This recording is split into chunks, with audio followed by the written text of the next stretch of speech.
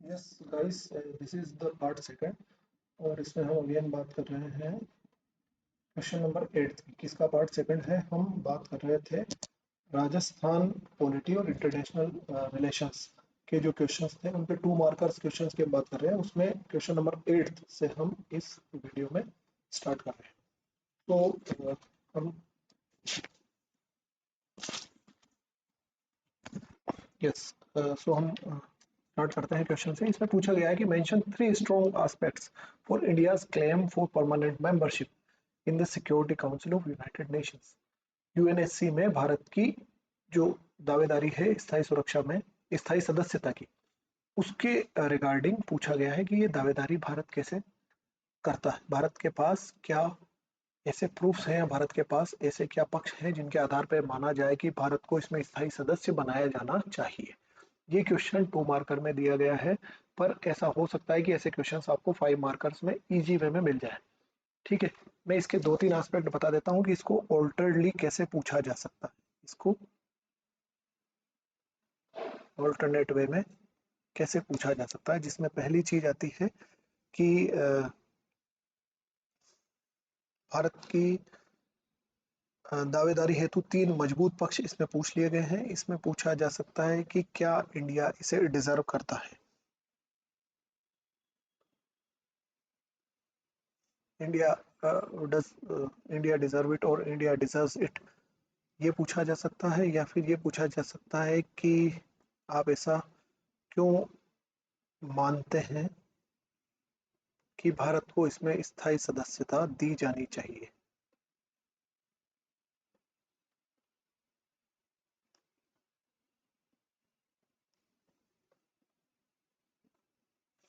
तीसरा एक और क्वेश्चन, ओके ये मुझे यहाँ पर लिखना होगा।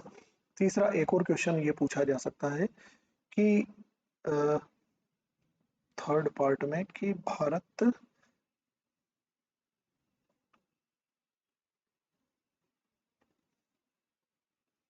पर कई सारे मानवाधिकार हनन के आक्षेप लगते रहते हैं, जैसा कि जम्मू कश्मीर में मान लीजिए, मणिपुर हिंसा में मान लीजिए, या फिर नू हिंसा में मान लीजिए। तो कई सारे ऐसे आक्षेप हैं जो भारत सरकार पर लगते रहते हैं कि भारत सरकार वन साइडेड बायास्ड होकर कुछ निर्णय लेती है। इस तरह के आक्षेप लगते रहते हैं। किसान कानूनों में भी ऐसा कहा गया था। तो कई सारे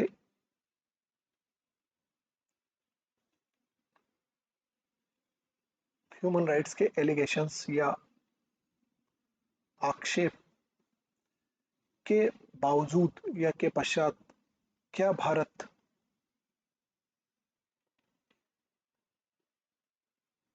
यह सदस्यता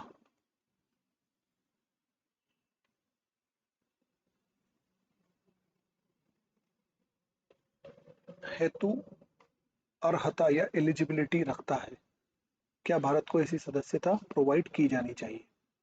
समझ रहे हैं इस बात को?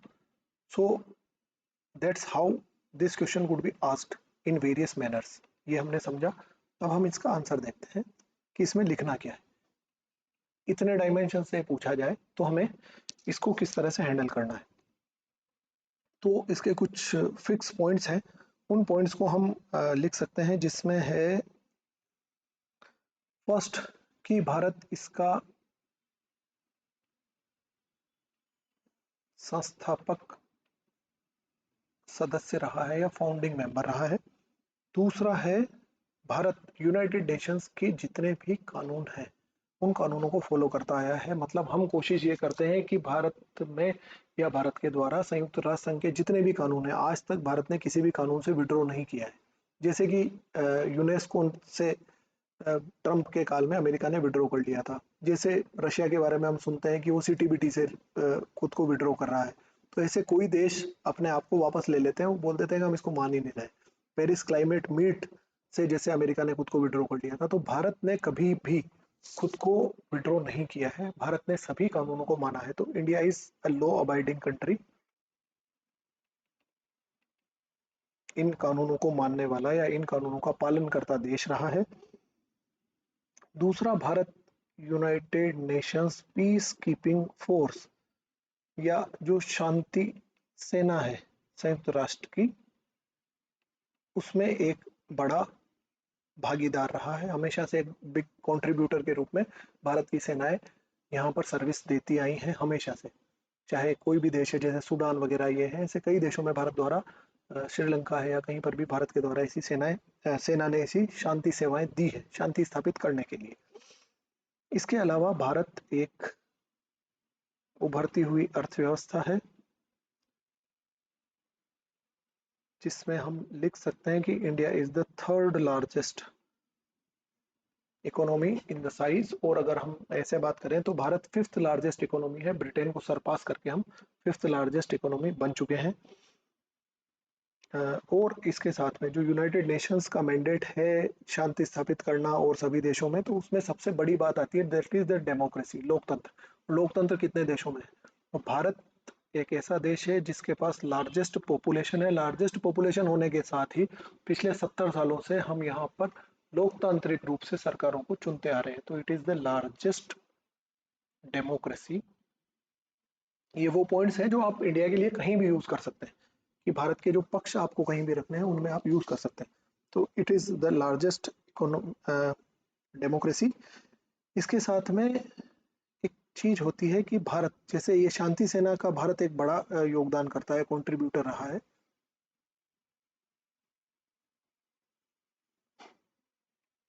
वैसे ही भारत के द्वारा जितनी भी वैश्विक समस्याएं हैं, उन सभी वैश्विक समस्याओं में भारत एक बड़ा योगदान करता देश रहा है। अच्छा, जब आपने ये शब्द लिख दिया कि भारत वैश्विक समस्याओं में योगदान करता देश रहा है, तो आपको सिर्फ ये चीज हवा में नहीं मारनी है। हवा में मारने का मतलब ये होता है, हमने बोल दिया कि भारत एक गरीब देश है। अब आपने बोल दिया कि गरीब देश है, पर गरीब देश है इस चीज का प्रूफ क्या है? जब आप वो प्रूफ लिख रहे होंगे, मतलब उस आपकी लाइन को जस्टिफाई कर रहे होंगे, तब आपको मार्क्स ज्यादा आते हैं। तो जब हम यहाँ पर लिख रहे हैं कि वैश्विक समस्याओं में भारत एक बड़ा योगदान करता देश रहा है, तब यहाँ पर लिखिए वैक्सीन डिप्लोमेसी। भारत के द्वारा, जब अमेरिका ने भी मना कर दिया था, तब लगभग इन सभी आसपास के गरीब देशों को हमने वैक्सीन पहुंचाए।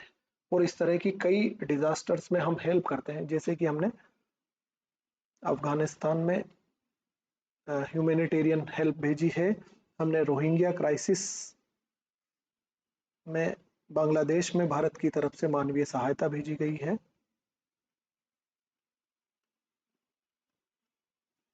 तो इन सब पक्षों को देखते हुए भारत एक दावेदार है कि भारत को यहाँ पर ये सहायता प्रोवाइड की जानी चाहिए, मतलब सदस्यता प्रोवाइड की जानी चाहिए। ये पॉइंट्स हैं।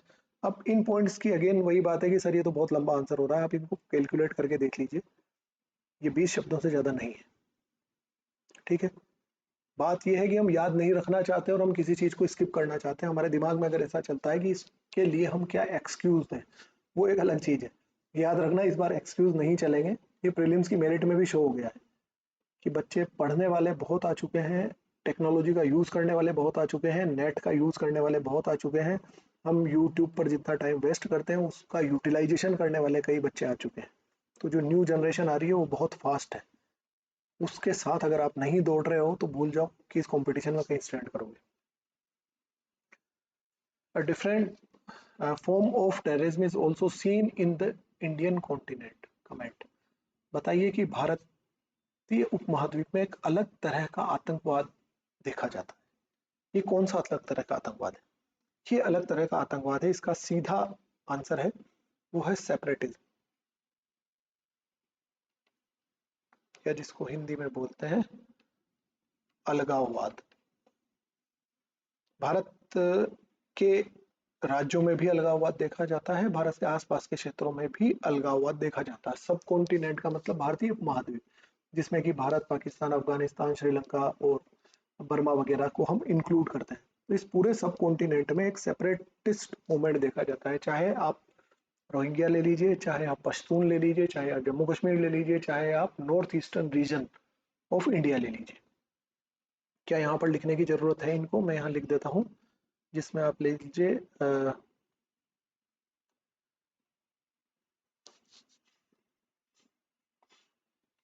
बलोच,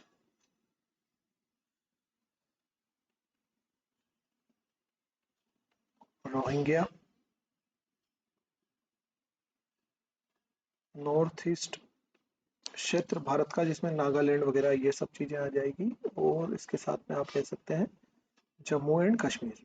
ये एक अलग तरह का, और इसके लिए एक शब्द काम में आता है जिसको बोला जाता है या उप राष्ट्रवाद।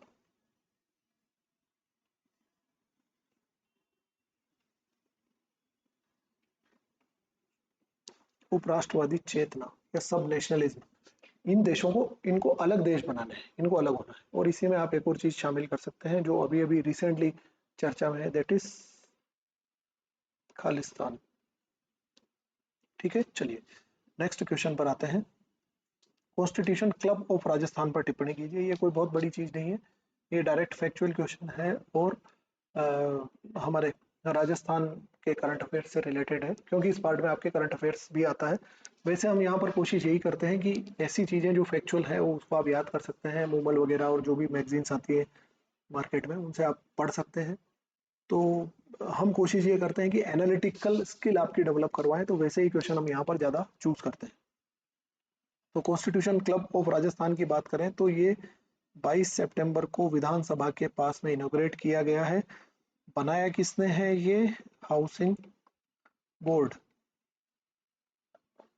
द्वारा बनाया गया है या निर्मित है। इसका इसका काम क्या है? ये एक तरह से एक प्लेटफॉर्म है। इस प्लेटफॉर्म में क्या होगा कि जो पुराने और नए एमएलएज हैं या जितने विधायक हैं, वो विधायक द्वारा आपस में चर्चाएं भी की जाती है, बात भी की जाती है। ये सब यहाँ पर एक तरह से एक प्लेटफॉर्म है जहाँ पर ये लोग अपने विचारों का आदान प्रदान करते हैं। तो it provides a platform for the exchange of views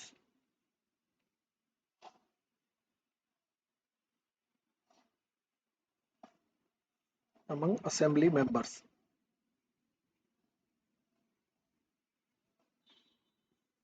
okay, इससे क्या होगा?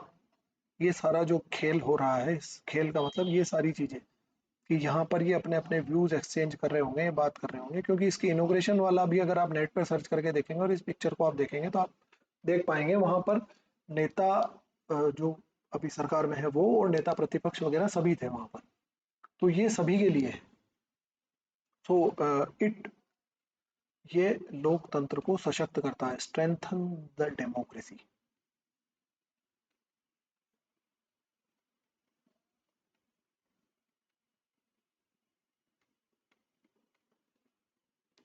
यह लोकतंत्र का सशक्तिकरण करता है। So that's how we will deal with the 10 marker questions. Sorry, ये 10 क्वेश्चंस जो 2 मार्कर क्वेश्चंस थे उनको हमने डील किया है। इसके बाद वाले पार्ट में हम डिस्कस करते हैं जो हमारे पास 5 मार्कर क्वेश्चंस जो है, इसी टेस्ट के जो हमारे 5 मार्कर क्वेश्चंस थे उनके बारे में हम चर्चा करते हैं।